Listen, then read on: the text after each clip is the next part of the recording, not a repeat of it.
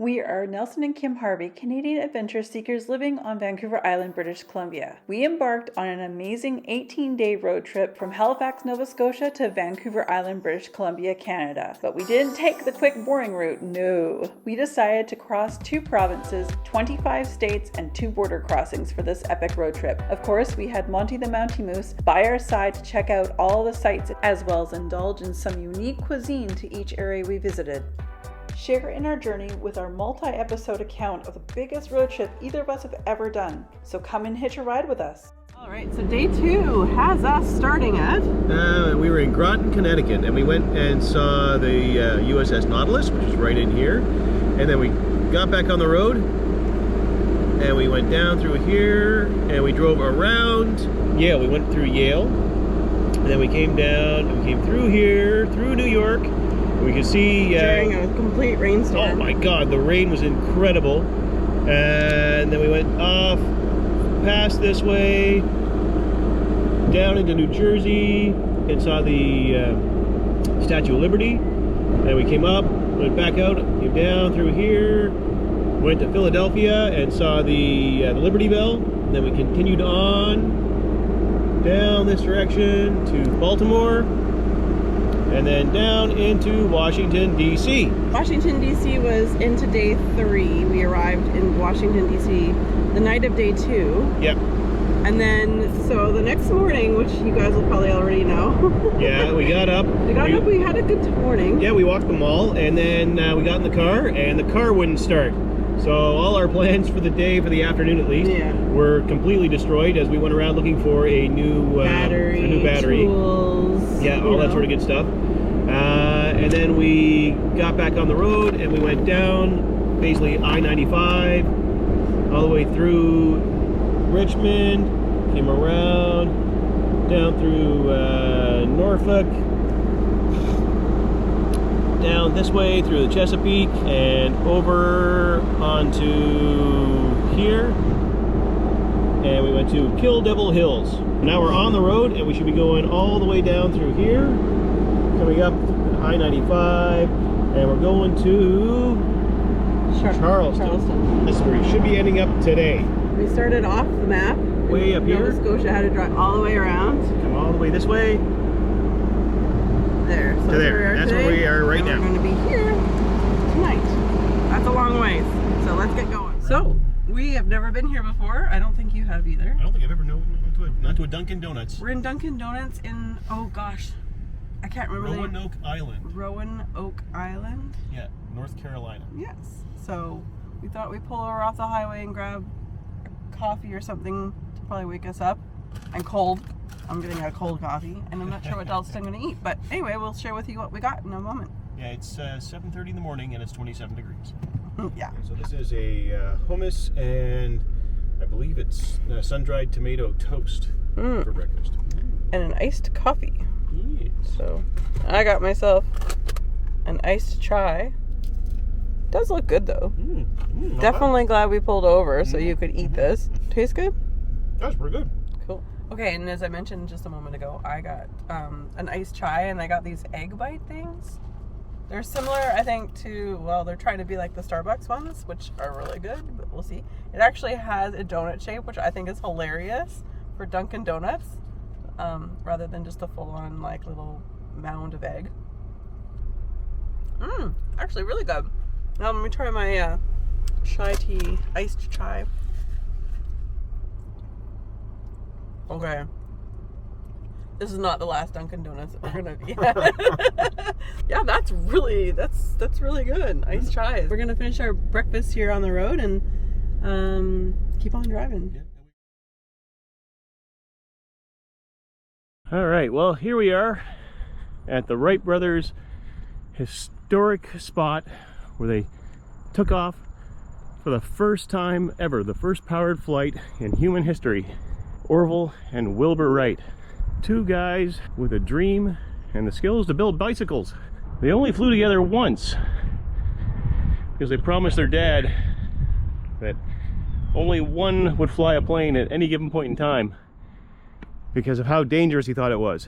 Here we are from the top of this hill, looking out of the Outer Banks today.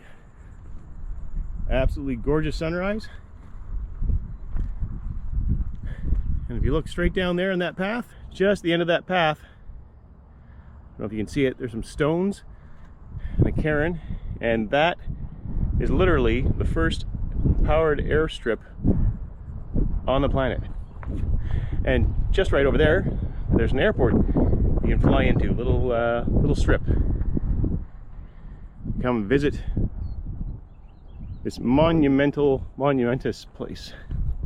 So the Wright brothers were in competition, for all intents and purposes, with some very smart people. Alexander Graham Bell, if you go up to Cape Breton, you can see his shop and his museum up that direction. And he invented the first Canadian aircraft up on Bredor Lakes. But he had a whole lot of money in backing. Like, these guys were just a couple of bicycle manufacturers. And they had their own little shop here. They moved it out here so that they could go and try this idea they had. They were up against some stiff competition. And clearly, they won. They were the first ones. And over there is the first landing strip. All right, well, here we are at the iconic launch site. Apparently it took them 4 years of scientific research and rigorous experimentation. And with their 1903 flyer on the rails, the Wrights set to fly in unison.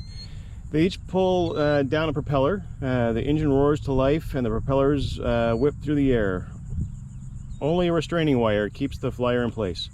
Orville climbs onto the machine and positions himself into the hip cradle. He releases the restraining wire and the machine slowly moves forward. Wilbur runs alongside to steady the machine. After traveling 40 feet down the rail, the flyer lifts into the air, ushering in the age of powered flight. And that was right here. Here's the rail. Right here. First successful flight of an airplane made from this spot by Orville Wright, December 17th, 1903, in a machine designed and built by Wilbur Wright and Orville Wright. And it flew all the way down here. And the first little stone up here is as far as it got. End of the first flight, time of 12 seconds, and a distance of 120 feet. And the second flight, the third flight, and the fourth flight way down there. All right, and here's the shops. This one's all locked up at the moment, but this is the shops, or at least a recreation of the shops, where they would have housed and built the Wright Flyer. Not really a big plane, but it definitely got the job done.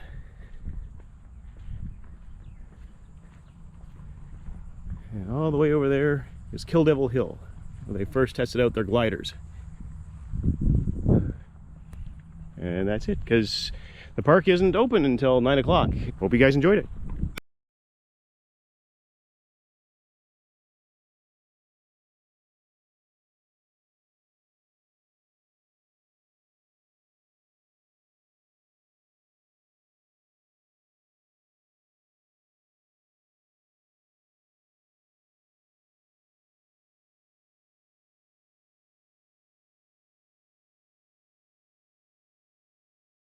Okay, so now we stopped in this place where the largest sombrero resides. So I'm gonna flip you guys around. And here we go, up and up and up and up and up. It's huge. It's absolutely ginormous. We're still in North Carolina, I think. All right, well, here we are at the South Carolina, North Carolina state border. And at the south of the border, world's largest sombrero tower. And this place is a lot bigger than I thought it was going to be. We got Pedro's Mexican shop, or Mexico shop, souvenirs, Christmas decorations, Mexican pottery, arcade, tower, chickens, guys in sombreros, Hong Kong, giant south of the border sign. This place has been around since 1949. It was like, I'm assuming Pedro was his name. After World War II, he came home from World War II and he started setting up this area. By the way, it's very, very, very, very hot again. Once again, imagine that, in the Carolinas, it's hot and sticky. Hippos. Okay, so we just came back from getting a Christmas decoration. Yeah. And I guess it can be confirmed we are in South Carolina. So we're here in South Carolina now. We weren't sure. We knew obviously it was a border town, hence the name. Yeah, we're in South Carolina. So cool. We're at Pueblos, south of the border, Mexican everything. SOB. It has everything you could possibly imagine and more. Oh yes, yes. But we got ourselves a Christmas decoration. We have not been doing well with picking up Christmas decorations because we literally are just whipping through places. Like today was a long drive. It was like 7.5 hours. 4 hours, 5 hours so far, and we've still got a couple hours to go. So all right. Well, but now we gotta drive out to Charleston. So until later, guys. Bye. So excuse the hair. I just got out of the shower and I still have to pick my hair out. But we got Vincent Chico's pizza. Pizza. No, they don't serve pizza apparently. They do not serve pizza. We were going to order pizza. That was what's on the menu, and they said that they stopped making pizza. So anyway, I have a caprese salad.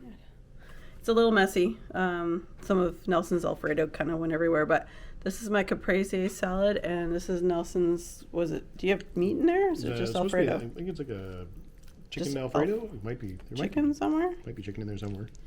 Anyway, that's going to be the night for us. We got in early, but it's pouring with rain. Nelson went and grabbed food real fast. And yeah, we're going to chill out and enjoy that we have an actual early night. So. And somebody's going to get to watch her Big Brother. Finally. It's been like about a week since I've been able to watch Big Brother. So our plan tomorrow morning before we leave the city is because the weather's supposed to be quite nice tomorrow. And I know we've heard that there's puddles, like 2-foot puddles around town right now because of the torrential downpour that just happened. So it should be all nice and clear tomorrow morning. And we're going to wander around when it's nice and early when no one's around. And we'll wander around the streets and just check it out. So hopefully we'll pop some pictures up for tomorrow as well. All right, guys, we'll see you tomorrow. Bye. Bye. And Monty has his own bed tonight. And he's tuckered out because, he's had a long trip. So he gets a whole bed to himself. So anyway, Monty says, good night, everybody. On our next episode, Nelson, Monty, and I take a walk in Charleston, South Carolina. We check out many of the historic buildings and the parks. Then we head out for a very quick stop at the USS George Bancroft and SSBN 643 sail exhibit in Georgia. And finally, we make it to Universal Florida and enjoy the evening on the City Walk. So come hitch a ride with us.